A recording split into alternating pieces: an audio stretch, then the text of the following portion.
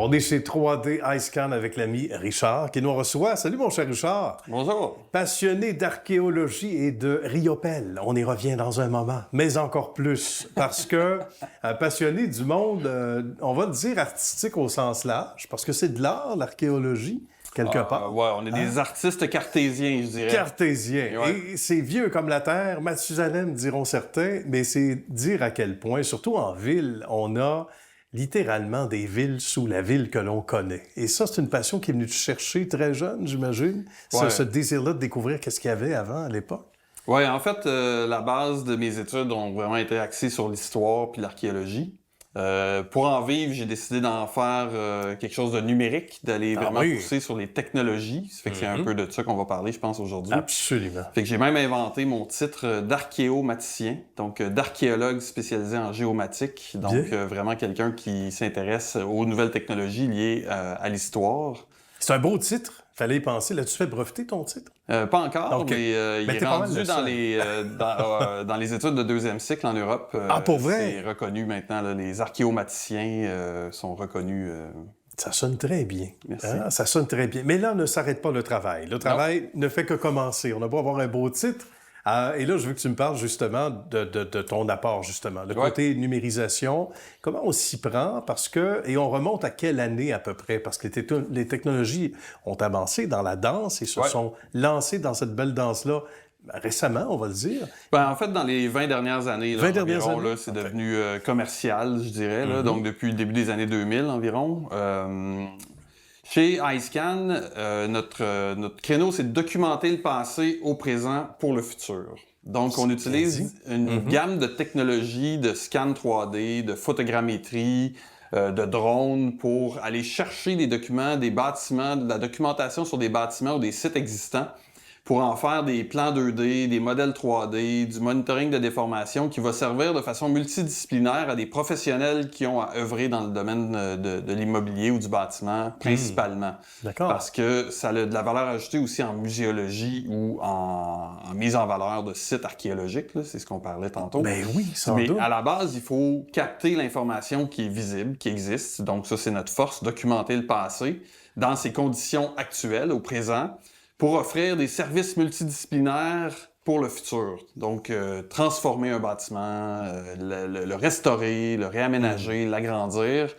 Donc, que ce soit pour des architectes, des ingénieurs, des gestionnaires immobiliers, c'est toute la documentation qu'on voit un petit peu ici. Exact, sert à ces différents professionnels-là en fonction de leurs besoins dans le temps ou dans leur profession. Et les technologies laser, dans le fond, qu'on voit un peu ici, permettent de créer ce qu'on appelle des nuages de points, qui sont des coordonnées d'arpenteur, si on veut. C'est de l'arpentage des coordonnées X, Y, Z avec la couleur, donc de façon photoréaliste, puis qui nous permet après ça de créer toutes sortes de produits puis de services. À quelle période, toi, tu as remarqué qu'on avait véritablement tourné le coin? Parce que tu dis 20 ans ou à peu près, où c'est davantage commercialisé. Si on recule un peu avant, c'était embryonnaire, au milieu des années 90 ou à peu près.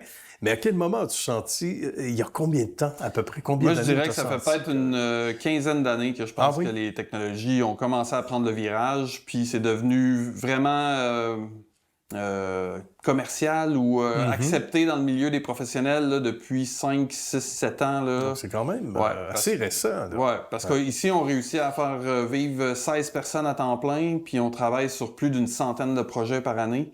Donc, c'est ce qui est vraiment beaucoup. Là. C'est majeur, absolument. Des technologues, qu'est-ce qu'on a comme profession? Là? Les technologues en architecture, en génie civil, en arpentage, puis des gens en archéologie, moi et Catherine, là, qui est en haut, qui donne un coup de main là-dessus. Puis on a un géologue aussi qui est spécialiste en photogrammétrie. On a une ingénieure aussi qui est en gestion. C'est de la donnée qui peut être utilisée par des maçons si on veut quantifier la déflexion d'un mur, par exemple, ou d'une structure. La toiture, l'aménagement paysager. Ça fait que la même donnée, en fait, ça sécurise un projet puis ça permet de limiter des erreurs qui peuvent se produire puis d'offrir un service qui est vraiment complémentaire, multidisciplinaire puis qui peut être amené ailleurs aussi.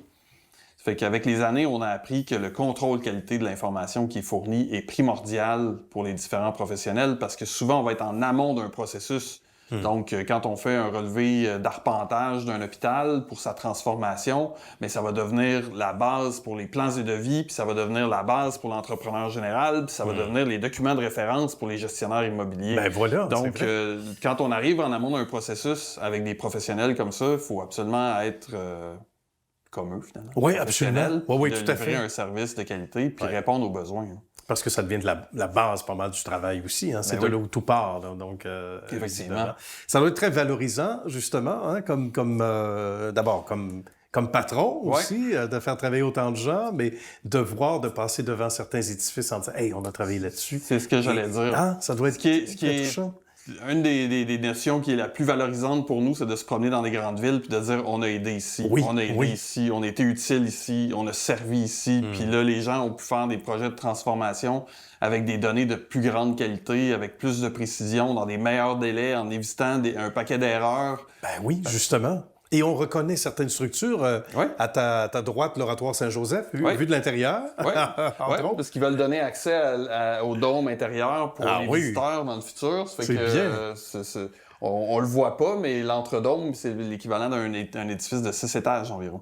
Ah oui, c'est quand même assez majeur. Oui, absolument. Ouais. Alors tout ça et bien d'autres projets, on peut aller faire un tour sur le site web, évidemment. Oui. Merci infiniment d'avoir pris du temps pour nous avec cet horaire chargé, mon cher Richard. C'est un grand plaisir. Salutations à ton équipe également. Félicitations pour ce beau travail. Merci. Bonjour à tout le monde. À bientôt.